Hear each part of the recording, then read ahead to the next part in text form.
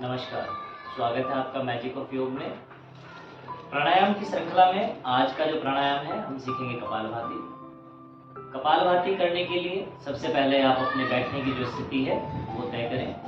बैठने के लिए आप सुखासन, सिद्धासन या पद्मासन का प्रयोग कर सकते हैं। अगर आप पद्मासन में बैठते हैं तो सर्वोत्तम होगा। तो देखते हैं पद्मासन के लिए। अपना दायां पैर उठाएं, बाईं जगह पर रखें, बायां पैर उठाएं, दाईं जगह पर। ये पद्मासन हो गया। हाथों में ज्ञान मुद्रा लगाएंगे। सरल मुद्रा है। अपने अंगूठे से प्रथमा उंगली के अग्रभाग को मिला लेंगे। कमर गर्दन सीधी करेंगे। कपालभाति करने से पहले कुछ सावधानियां हैं जो जानना आवश्यक है, तो वो मैं आपको बता देता हूँ। सबसे पहली सावधानी कि माताएं बहनें इसको गर्भावस्था में, मासिक धर्म की अवस्था में बिल्कुल भी अभ्यास नहीं करेंगी। जिनको उच्च रक्तचाप रहता है वो इसका अभ्यास केवल और केवल धीमी गति से करेंगे। और जिनका ऑपरेशन हुआ हो किसी भी समस्या से, तो कम से कम 6 माह तक इसका अभ्यास ना करें। कोई और समस्या है तो अपने प्रशिक्षक से आप परामर्श अवश्य लें।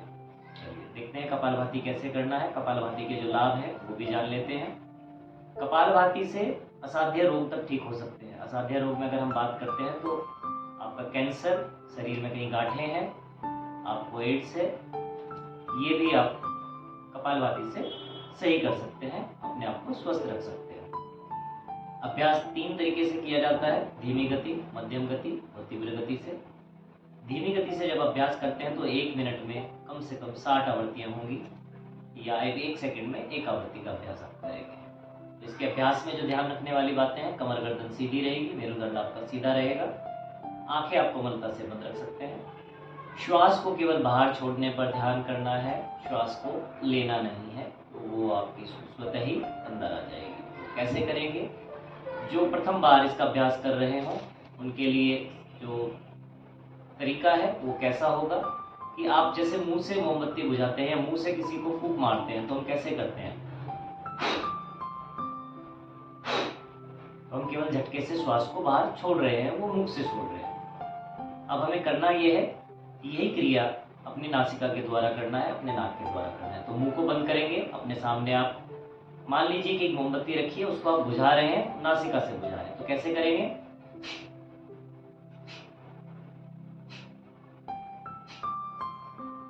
तो झटके से केवल नासिका से श्वास बाहर जाएगी। इसमें आपको ध्यान जो रखना है कि एक लय के साथ करना है। जो आप गति का चयन करेंगे, अगर आपने धीमी गति का चयन किया है तो धीमी गति 1 सेकंड में 1 आवृत्ति होती है। तो लगातार उस आवृत्ति को बनाए रखें। कम से कम 5 से 10 मिनट इसका अभ्यास करें। बीच में अगर आपको लगता है कि आप थक रहे हैं, आपकी कमर मुड़ रही है, तो बीच में 1-2 गहरी लंबी श्वास लें और पुनः इसका अभ्यास प्रारंभ करते हैं। आइए देखते हैं कुछ समय। आपने आंखें बंद की, मुद्रा लगाई, कमर गर्दन सीधी की, धीमी गति।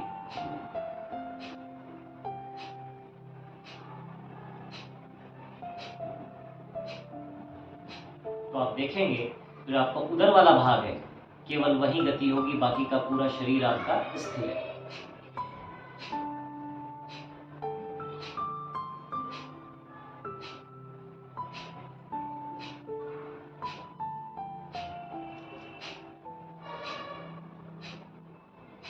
तो आपकी केवल उदर में गति रहेगी, बाकी का शरीर स्थिर रहेगा। जैसे नाम से विदित है कपालभाति। कपाल कहते हैं आपके ऊपर वाले भाग को कपालभाति। तो आपके मुखमंडल की सुंदरता को भी बढ़ाता है।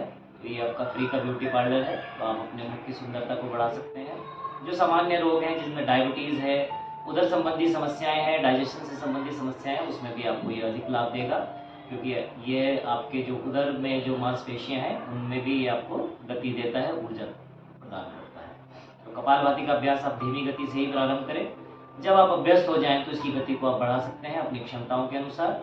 इसकी गति को आप 1 मिनट में 100 बार, 120 बार, 140, 150 बार तक आप इसको बढ़ा सकते हैं। तो गति का चयन अपने शरीर की क्षमताओं के अनुसार, शरीर की आवश्यकताओं के अनुसार करेंगे। और इसका अभ्यास निरंतर करने से जो लाभ होंगे मैं आपको बता चुका हूँ। तो इसका अभ्यास लगातार करें, लय के साथ करें, एक अनुष्ठान की तरह करें।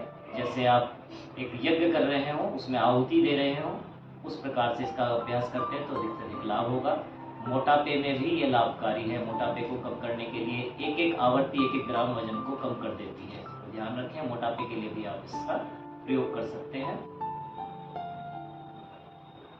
अगर इसके बारे में अगर आपको और कुछ भी जानना है, कपालभाति से संबंधित कोई भी प्रश्न है, कोई भी शंका है, तो आप कमेंट सेक्शन में लिख सकते हैं। हम आपकी शंकाओं का निवारण करने का प्रयत्न करेंगे, प्रयास करेंगे।